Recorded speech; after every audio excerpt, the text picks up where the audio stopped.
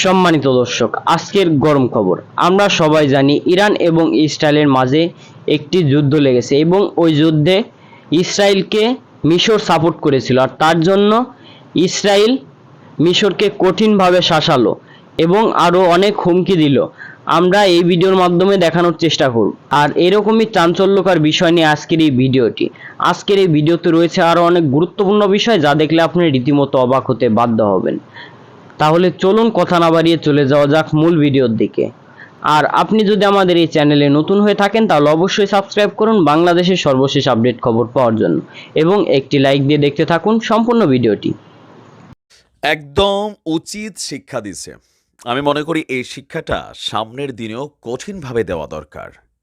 আরে আমরা ভাই একই গোষ্ঠী, একই ধর্ম, একই বর্ণ হইয়া কি লাভ হবে বলেন? যখন আপনার বিপদে, আমার বিপদে আপনি মনে করলেন যে ডুগডুগি বাজাবেন, আপনি আমার যারা শত্রু তাদের সাথে হাত মিলাবেন, তাদেরকে যখন আমার কোনো মিত্র সাইজ করতে যাবে, আপনি ভাই মাঝখানে সেখানে বাম হাত ঢুকাবেন, তো আপনার সাথে এই ভালোবাসা দিয়া আমার কোন কাজে লাগবে?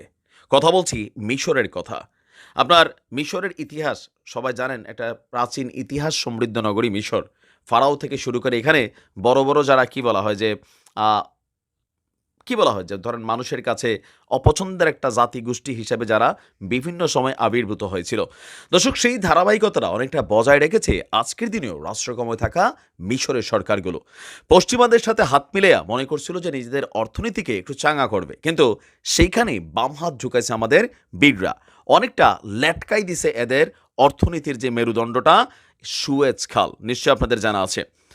ফিলিস্তিনের গাজা উপত্যকায় আগ্রাসন এবং গণহত্যার জবাবে লোহিত সাগরে ইসরায়েল এবং তাদের মিত্র দেশগুলোর বাণিজ্যিক জাহাজগুলোতে ব্যাপক পরিমাণ হামলা চালিয়ে যাচ্ছে আপনার ইয়েমেনের বীররা।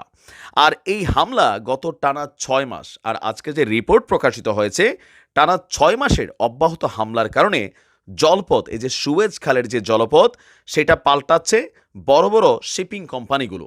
মানে জাহাজগুলো এই পথটাকে ব্যবহার করা বন্ধ করে বিকল্প পথের দিকে কিন্তু ঢুকেছে, যার ফলে বড় ধরনের প্রভাব পড়েছে মিশরের সুয়েজ খালের আয়ের উপর।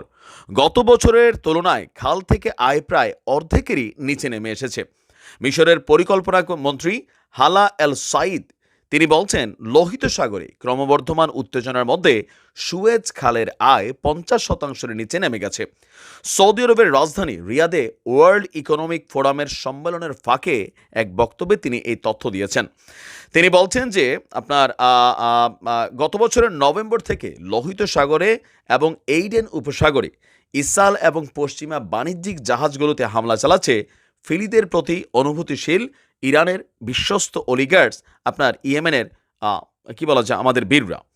গোষ্ঠীটি বলছে যে আপনার এই ঘটনা, মানে এই চলমান অভিযান ততক্ষণ শেষ হবে না যতক্ষণ পর্যন্ত আমাদের ওই অঞ্চল থেকে এরা সরে না যায়।